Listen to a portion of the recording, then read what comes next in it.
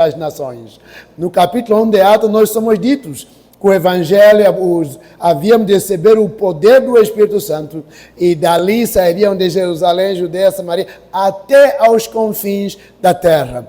E estamos a ver exatamente nestes capítulos, capítulo 13 e 14, a materialização dessa obra de Deus, deste mandato de Deus de levar a palavra até aos confins da terra.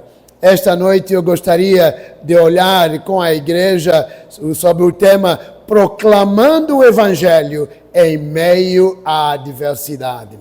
Proclamando o Evangelho em meio à adversidade. Quando nós olhamos o texto que acabamos de ler, você vai ver que Paulo e Barnabé estão e caminham em obediência à voz de Deus, e quando elas estão nessa peregrinação, é interessante ver que tudo não foi um mundo de rosas. Houve momentos de dificuldades, houve momentos de tribulação, houve momentos difíceis. Talvez a pergunta que você e eu levantamos seria: qual deve ser o nosso comportamento com o Evangelho, mesmo em meio à adversidade?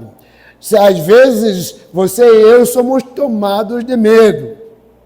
Será que eu vou sair aqui para uma região que talvez seja muito difícil? Ou vou para uma região que talvez muito pouco conheço a realidade? Será que farei isso? E somos tomados de medo, e quando esse medo vem, muitas vezes fraquejamos e muitas vezes não avançamos para o que Deus está a nos enviar. Olha, o versículos 19 a 21, na primeira parte, vai nos mostrar. Eu vou dar aqui 4 observações de como você e eu podemos responder a essa questão. Qual deve ser o nosso compromisso com o Evangelho, mesmo em meio à adversidade? Em primeiro lugar, evangelize independentemente das circunstâncias. Paulo estava numa situação em que ele podia muito bem dizer: basta, eu já vi a perseguição, eu já vi a oposição. Estava a ver e tudo parecia estava a correr muito bem. Ali estiveram eles ministrando para alguém que não estava em um estado de saúde não muito bom. E Deus restaurou aquela vida, e uma vez restaurada, as pessoas começaram a olhar para Barnabé e Paulo como se deuses fossem.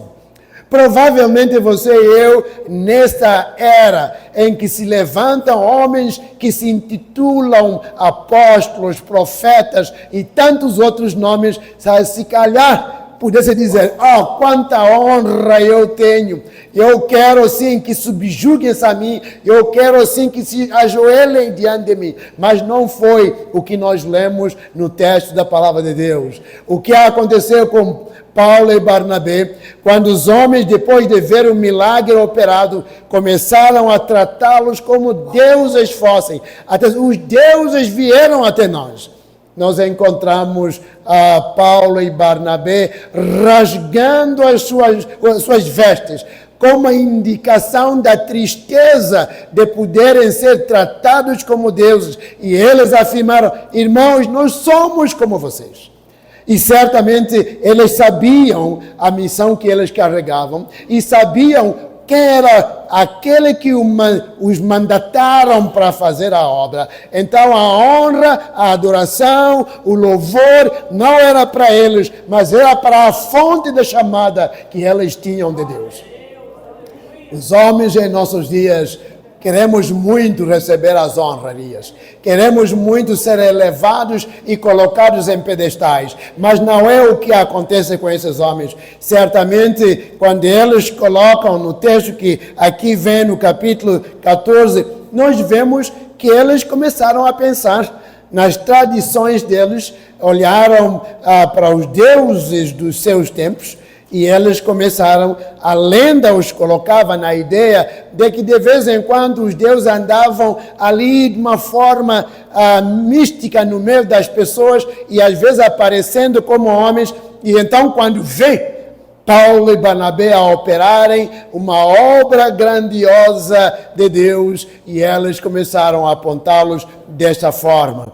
Deus estava a operar, eles sabiam que era Deus quem estava a fazer, mas isso não foi barato. Aqueles que viram Deus a operar, aqueles que viram a ação de Deus a acontecer, começaram ali a dizer, isso não pode ficar assim.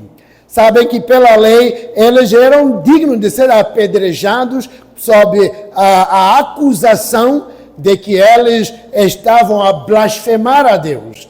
E essa seria a pena que eles morressem. É por isso que encontramos, o texto diz que eles foram, aí apedrejaram a Paulo, deixando-o meio morto.